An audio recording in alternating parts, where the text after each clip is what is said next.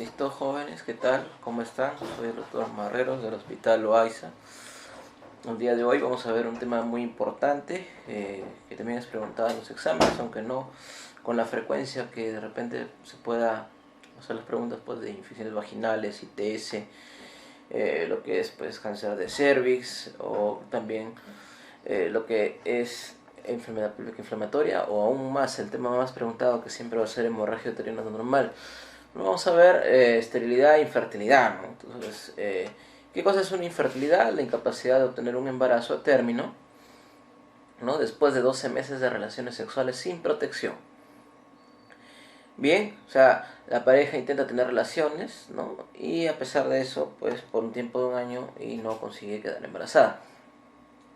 Tenemos que tener en cuenta, en primer lugar, cuál es la tasa de embarazo, ¿no? Al tener relaciones sexuales en días críticos sin ningún tipo de protección, ¿no? Como ustedes pueden ver, el 25% de pacientes queda embarazada en el transcurso del primer mes, el 63% en los primeros 6 meses, el 75% en los primeros 9 meses y un promedio del 90% a 95% durante un año. Por esa razón, nuestro corte siempre va a ser un año. Bien, hay una infertilidad de tipo primario y secundario. El término es bien sencillo. Cuando es primario significa que esta mujer nunca en su vida ha quedado embarazada. Y ese embarazo también es que puede haber tenido un embarazo ectópico, un aborto, ¿sí? O sea, una paciente abortada recurrente, sea una paciente pues que ha tenido historia de muerte fetal intrauterina, ¿no? Pero que ha sido pues ha quedado embarazada. O sea, esta paciente nunca ha quedado embarazada, por nada del mundo. Y tiene la secundaria, pues que este término sí ha sido utilizado para aquellas pacientes o parejas pues que han logrado al menos un embarazo, que no necesariamente pues se ha podido lograr o llegar al término, en otras palabras, pero que sí puede haber tenido un embarazo, ¿no? De cualquier tipo, los que me dicen una mola, un ectópico, un aborto, cualquiera de ellos, pero que sí, pues, después de aquel embarazo ya no puede volver a quedar embarazada, ¿no? Entonces es una infertilidad secundaria.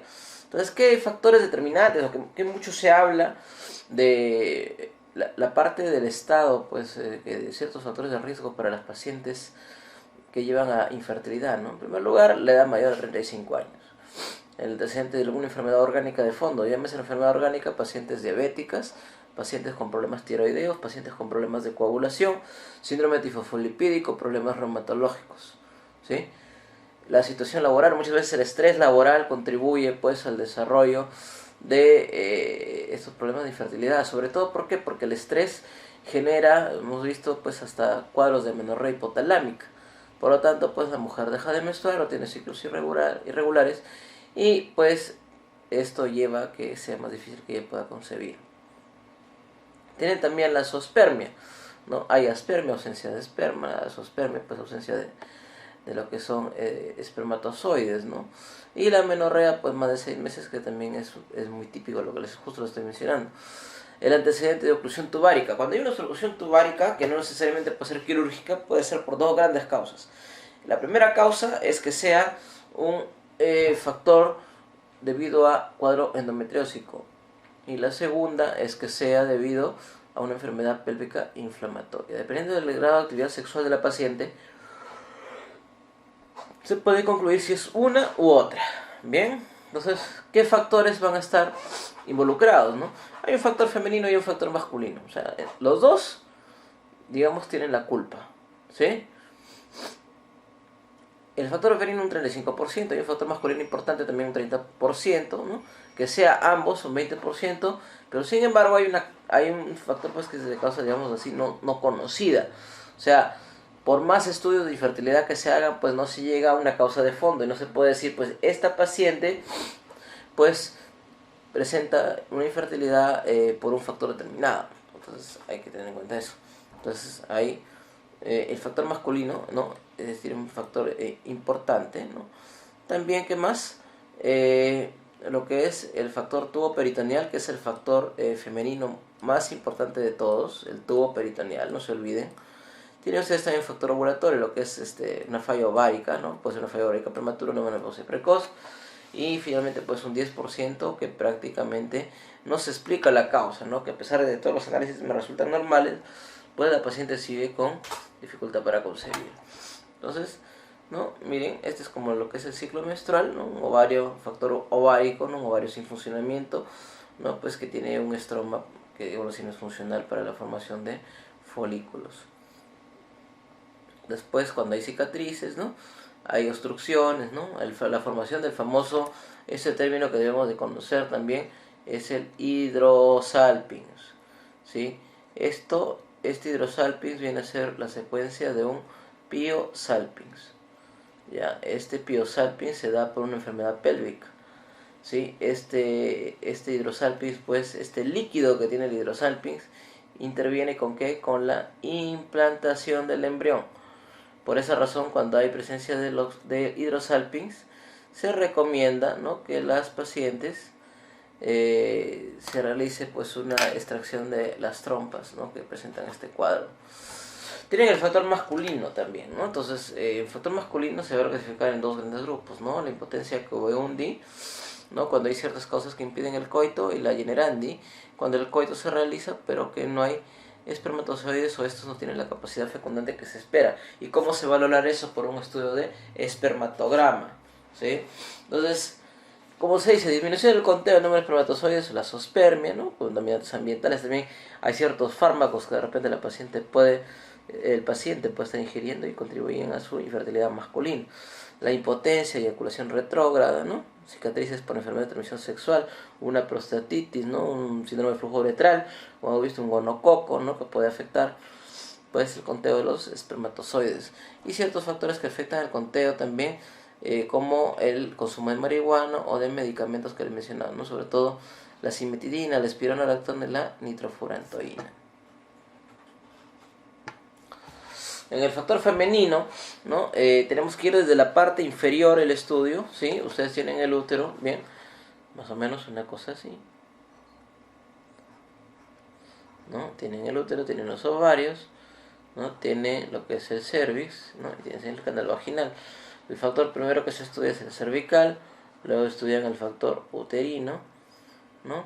Luego estudian el factor tuboperitoneal y finalmente el factor ovárico, ¿no? Entonces cada uno va en vía ascendente. Lo que corresponde al canal vaginal, ¿no?, tiene que haber problemas en el ingreso de los espermatozoides, o sea, puede haber patología de tipo obstructiva, ¿sí?, o malformaciones congénitas que estén impidiendo pues que estos espermatozoides puedan entrar a la cavidad uterina, ¿no? Luego tienen el factor uterino, que hay ciertas tumoraciones que puedan evitar pues la implantación, ¿no? Llámese pues patologías de tipo infeccioso, de tipo pues hormonal, sobre todo los pólipos, los miomas uterinos. No se olviden que la implantación, jóvenes, se da en la pared posterior del fondo uterino, o sea, acá en esta zona. Entonces, cualquier tumoración que esté en esta zona pues puede impedir con la implantación.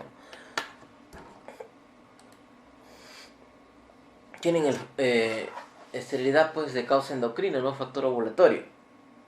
La causa más frecuente de factor ovulatorio, eso puede ser pregunta de examen, no se olviden, es la anovulación, ¿sí?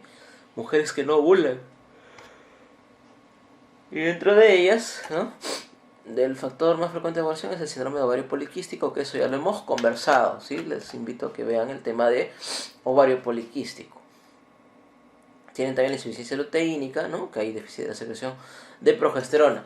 Esta insuficiencia luteínica mucho se relaciona con lo que es los abortos recurrentes. ¿Sí? Los abortos recurrentes.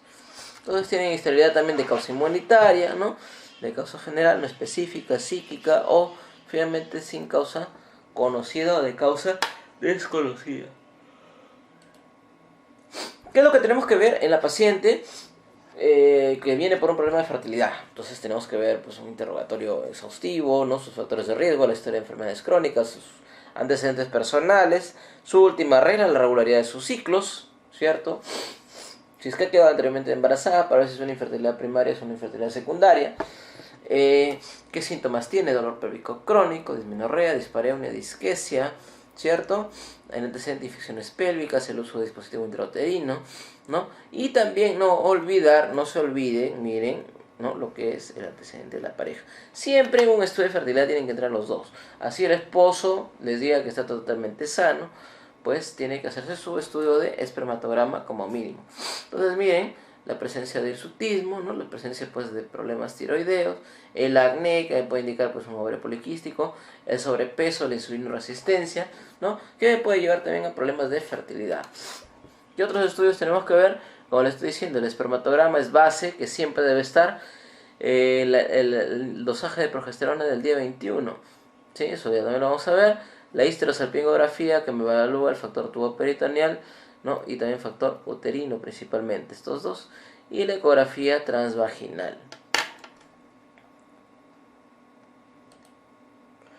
El espermatograma, como les dije, es simple, económico, tiene que tener un periodo de abstinencia sexual en promedio de 3 a 5 días para que pueda tener una muestra significativa del número de espermatozoides. Si no, me puede llevar a tasas de falsos positivos. Bien. Entonces, esto es un estudio de espermatograma, ¿no? Entonces, el volumen deben conocer, un promedio más de 2, de 3 a 8 cc promedio. El pH también es 7.2 a 8. La concentración espermática por mililitro debe ser más de 20 millones, ¿no? Y la total más de 40 millones. Una motilidad progresiva, ¿no? Esto hay varias formas, ¿no? Hay formas pues rápidas, ¿no? Que es esta de acá, parcialmente pues progresivas, lentas. La suma de las dos primeras es pues que debe ser más del 50% para catalogar como espermatograma normal. Las formas normales también más del 30%, ¿no? Y la viabilidad más del 50%. Esos valores, solo he visto una pregunta de examen de residentado que hicieron. Entonces, de todas maneras es bueno que le den una mirada, ¿no? Sobre todo para catalogarlo, pues las formas lineales, ¿no? La progesterona del día 21, ¿qué me permite saber? Si es que ha habido o no una buena ovulación. Ha habido una buena ovulación a partir de 10, ¿sí? A partir de 10 nanogramos, ¿no? Y de 3 a 10 significa que esta mujer no ovuló y por lo tanto esto es sinónimo de ciclos anovulatorios.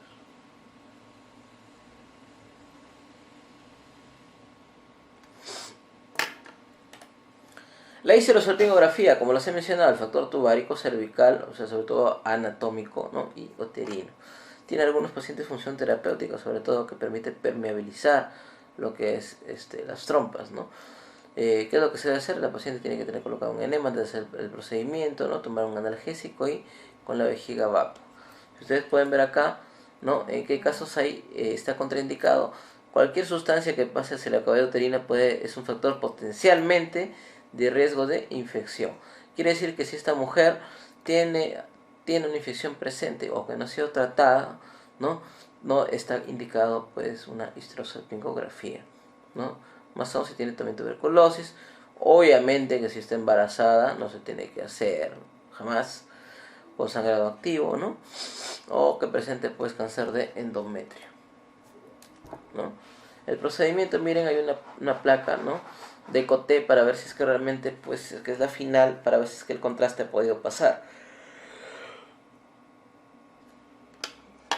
Para ver si es que el contraste ha podido pasar, ¿no? Acá está el procedimiento, cómo se hace, ¿no?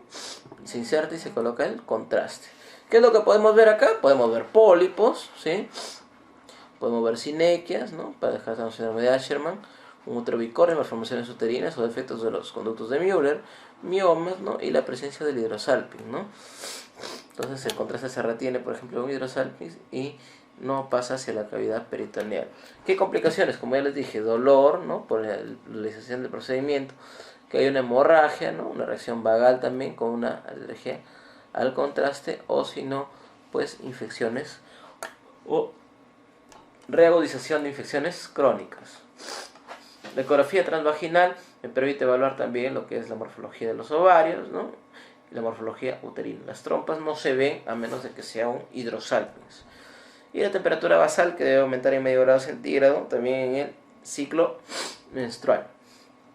¿Qué otros estudios tenemos? El test postcoital, que eso ha sido una pregunta de residentado, mucho ojo, ya que me evalúa lo que es el factor cervical, cómo reaccionan los espermatozoides en el medio, ¿no? Si el medio vaginal es un medio hostil o no lo es, ¿no? En este caso. La histeroscopía y la laparoscopía, ¿no? Que es para visualización de factor tuboperitoneal, la laparoscopía es el gol estándar. Y en histeroscopía, en patología intrauterina, como miomas submucosos y pólipos endometriales.